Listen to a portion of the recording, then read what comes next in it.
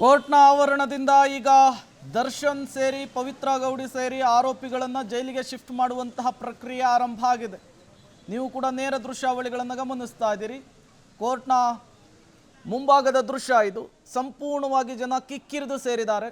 ಇದೇ ವಾಹನದಲ್ಲಿಯೇ ಈಗ ಕೊಲೆ ಪ್ರಕರಣದ ಪ್ರಮುಖ ಆರೋಪಿಗಳಾಗಿರುವಂತಹ ದರ್ಶನ್ ಪವಿತ್ರ ಗೌಡ ಅವರನ್ನು ಜೈಲಿಗೆ ಶಿಫ್ಟ್ ಮಾಡುವಂತಹ ಕೆಲಸ ಆಗುತ್ತೆ.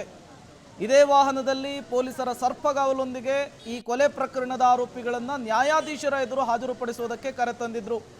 ಮುಖಕ್ಕೆ ಮಾಸ್ಕ್ ಅನ್ನು ಹಾಕ್ಕೊಂಡು ಹಣೆಗೆ ಕುಂಕುಮವನ್ನು ಇಟ್ಟುಕೊಂಡು ದರ್ಶನ್ ಇವತ್ತು ನ್ಯಾಯಾಲಯಕ್ಕೆ ಬಂದಿದ್ರು. ಮತ್ತೊಂದು ಕಡೆ ಪವಿತ್ರ ಗೌಡ ಕೂಡ ಅಳುತ್ತಲೇ ಇವತ್ತು ನ್ಯಾಯಾಲಯಕ್ಕೆ ಹಾಜರಾಗಿದ್ರು.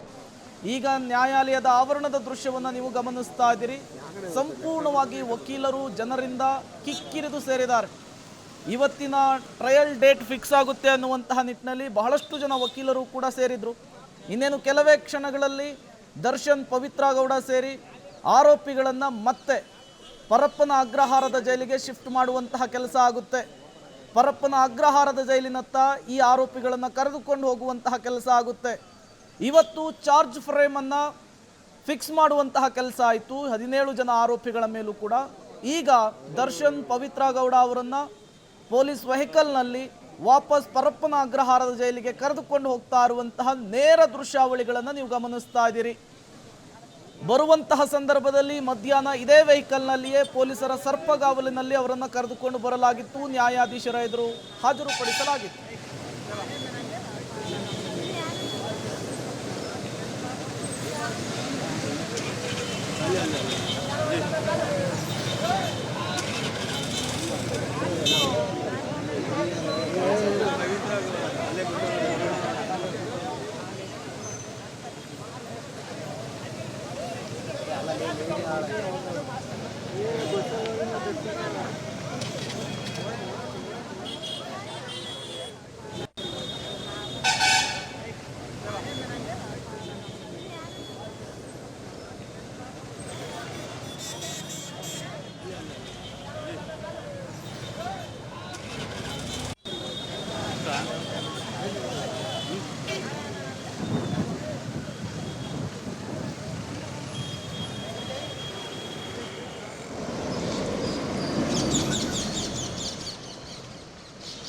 ದೋಷಾರೋಪದ ಪ್ರಕ್ರಿಯೆ ಮುಗಿದ ಬಳಿಕ ಈಗ ಕೋರ್ಟ್ ಆವರಣದಿಂದ 7 ಜನ ಆರೋಪಿಗಳನ್ನು ಪೊಲೀಸ್ ವ್ಯಾನ್ನಲ್ಲಿ ಕರೆದುಕೊಂಡು ಪರಪ್ಪನ ಅಗ್ರಹಾರದ ಜೈಲಿನತ್ತ ಕರೆದುಕೊಂಡು ಹೋಗ್ತಾ ಇದ್ದಾರೆ.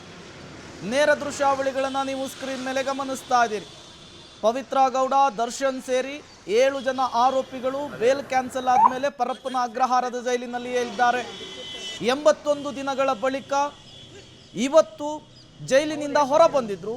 ಕಾರಣ ಚಾರ್ಜ್ ಫ್ರೇಮ್ನ ಪ್ರಕ್ರಿಯೆ ಕೋರ್ಟ್ನಲ್ಲಿತ್ತು. ನ್ಯಾಯಾಧೀಶರು ಸೂಚನೆಯನ್ನು ಕೊಟ್ಟಿದ್ರು. ನ್ಯಾಯಾಧೀಶರ ಸೂಚನೆಯ ಮೇರೆಗೆ ಜೈಲಾಧಿಕಾರಿಗಳು ಇವತ್ತು ಪೊಲೀಸ್ ವಾಹನದಲ್ಲಿ ಅವರನ್ನು ಕೋರ್ಟ್ನ ಆವರಣಕ್ಕೆ ಕರೆದುಕೊಂಡು ಬರುವಂತಹ ಕೆಲಸವನ್ನು ಮಾಡಿದರು. ಮಧ್ಯಾಹ್ನ 1:30 ಅಷ್ಟೊತ್ತಿಗೆ ಬಂದಂತಹ ಈ 7 ಜನ ಆರೋಪಿಗಳು ಕೂಡ ಇವರ ಮೇಲೆ ಇವತ್ತು ದೋಷಾರೋಪವನ್ನು ಹೊರಿಸಲಾಗಿದೆ. ಚಾರ್ಜ್ ಫ್ರೇಮ್ನ ಪ್ರಕ್ರಿಯೆಯನ್ನು ಕಂಪ್ಲೀಟ್ ಮಾಡಲಾಗಿದೆ. ಆ ಪ್ರಕ್ರಿಯೆ ಮುಗಿತಾ ಇದ್ದ ಹಾಗೆ 7 ಜನ ಆರೋಪಿಗಳನ್ನು ಕೂಡ ಮತ್ತೆ ಪರಪ್ಪನ ಅಗ್ರಹಾರದ ಜೈಲಿಗೆ ಜೈಲಾಧಿಕಾರಿಗಳು ಶಿಫ್ಟ್ ಮಾಡ್ತಾ ಇರುವಂತಹ ದೃಶ್ಯವಿದು. ಪೊಲೀಸರ ಸರ್ಪಗಾವಲೊಂದಿಗೆ 7 ಜನ ಆರೋಪಿಗಳನ್ನು ಕೋರ್ಟ್ನ ಆವರಣದಿಂದ ಈಗ ಪರಪ್ಪನ ಅಗ್ರಹಾರದ ಜೈಲಿಗೆ ಕರೆದುಕೊಂಡು ಹೋಗ್ತಾ ಇರುವಂತಹ ದೃಶ್ಯವಿದು. 10ನೇ ತಾರೀಕು ವಿಚಾರಣೆಯನ್ನು ಮುಂದೂಡಿರುವಂತಹದ್ದು ಕೋರ್ಟು. ಅವತ್ತು ಟ್ರಯಲ್ ಡೇಟ್ ಫಿಕ್ಸ್ ಆಗುತ್ತೆ. ಅವತ್ತು ಕೂಡ ಕರೆದುಕೊಂಡು ಬರುವಂತಹ ಸಾಧ್ಯತೆ ಇರುವಂತಹದ್ದು. ಇವತ್ತಿನಿಂದ ಡಿ ಗ್ಯಾಂಗಿಗೆ ಮತ್ತಷ್ಟು ಟೆನ್ಷನ್ ಜಾಸ್ತಿ ಆಗ್ತಾ ಇದೆ, ಮತ್ತಷ್ಟು ಆತಂಕ ಜಾಸ್ತಿ ಆಗ್ತಾ ಇದೆ. ಇಲ್ಲಿಯವರೆಗೂ ಪದೇ ಪದೇ ಟ್ರಯಲ್ ದಿನಾಂಕವನ್ನು ಮುಂದೂಡುವಲ್ಲಿ 17 ಜನ ಆರೋಪಿಗಳು ಕೂಡ ಮುಂದಾಗ್ತಾ ಇದ್ರು. SPP ಯಾವಾಗ ಈ ವಿಚಾರವನ್ನು ನ್ಯಾಯಾಧೀಶರ ಗಮನಕ್ಕೆ ತಂದ್ರೋ ತತ್ಕ್ಷಣಕ್ಕೆ ಇವರ ಮೇಲೆ ಚಾರ್ಜ್ ಫ್ರೇಮ್ ಮಾಡುವಂತಹ ಕೆಲಸ ಆಗಿದೆ. ಈಗ ಚಾರ್ಜ್ ಫ್ರೇಮ್ನ ಪ್ರಕ್ರಿಯೆ ಮುಗಿತಾ ಇದ್ದ ಹಾಗೆ 7 ಜನ ಆರೋಪಿಗಳನ್ನು ಕೂಡ ಪರಪ್ಪನ ಅಗ್ರಹಾರದ ಜೈಲಿಗೆ ಕರೆದುಕೊಂಡು ಹೋಗ್ತಾ ಇರುವಂತಹ ದೃಶ್ಯವನ್ನು ನೀವು ಗಮನಿಸ್ತಾ ಇದ್ದೀರಿ. ಕೋರ್ಟ್ ಹಾಲ್ನಿಂದ ಈಗ ಪರಪ್ಪನ ಅಗ್ರಹಾರದ ಜೈಲಿಗೆ ಕರೆದುಕೊಂಡು ಹೋಗುವಂತಹ ಕೆಲಸ ಆಗ್ತಾ ಇದೆ. ಇನ್ನೇನು ಕೆಲವೇ ಕ್ಷಣಗಳಲ್ಲಿ ಪರಪ್ಪನ ಅಗ್ರಹಾರದ ಜೈಲಿನಲ್ಲಿ ಈ 7 ಜನ ಆರೋಪಿಗಳನ್ನು ಬಿಡುವಂತಹ ಕೆಲಸ ಆಗುತ್ತೆ. ಮತ್ತೆ 10ನೇ ತಾರೀಕು ಇವರು ಬರಬೇಕಾಗುತ್ತೆ. ಸೋಮವಾರ 10ನೇ ತಾರೀಕು ಮತ್ತೆ ಟೆನ್ಷನ್. ದರ್ಶನ್, ಪವಿತ್ರ ಗೌಡ ಸೇರಿ 17 ಜನ ಆರೋಪಿಗಳಿಗೆ ಒನ್ಸ್ ಟ್ರಯಲ್ ಡೇಟ್ ಫಿಕ್ಸ್ ಆದರೆ ಈ ಆತಂಕ, ಟೆನ್ಷನ್ನು ಮತ್ತಷ್ಟು ಜಾಸ್ತಿ ಆಗುತ್ತೆ. ಟೆನ್ಷನ್ನಲ್ಲಿಯೇ ಇವತ್ತು ಈ ಗ್ಯಾಂಗ್ ಜೈಲಿಗೆ ಬಂದಿತ್ತು. ಈಗ ಅದೇ ಟೆನ್ಷನ್ನಲ್ಲಿಯೇ ಈ ಗ್ಯಾಂಗ್ ಮತ್ತೆ ಜೈಲಿಗೆ ವಾಪಸ್ ಆಗ್ತಾ ಇರುವಂಥದ್ದು. ದರ್ಶನ್, ಪವಿತ್ರ ಗೌಡ ಸೇರಿ 7 ಜನ ಆರೋಪಿಗಳ ಬೇಲ್ ಕ್ಯಾನ್ಸಲ್ ಆಗಿತ್ತು.